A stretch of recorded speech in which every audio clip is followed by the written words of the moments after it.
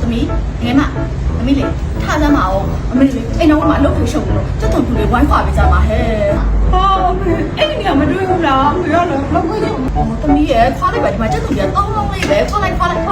အမေအဲ့ဒီရမလောက်ခွေးအိမ်မှာလောက်အိမ်မှာတော်ဒီမှာခလေးပဲတော်မော်ရောမပြောချင်တော့အမေ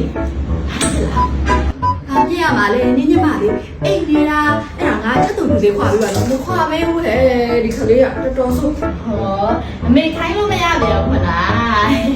သမီးခိုင်းရမယ်အမေစောင့်ကြည့်ခဏပဲစောင့်ဒီမှာနိမဆိုင်ရ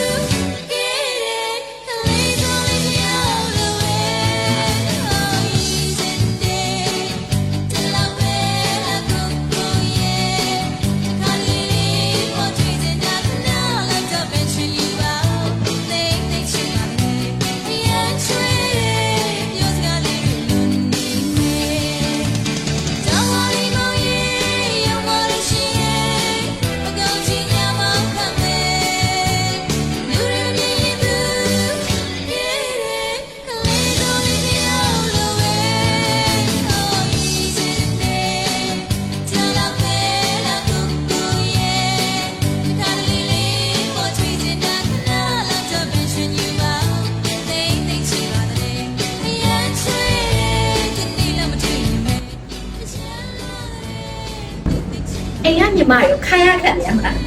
မြင်ကောင်းဖို့ပဲဆိုလဲ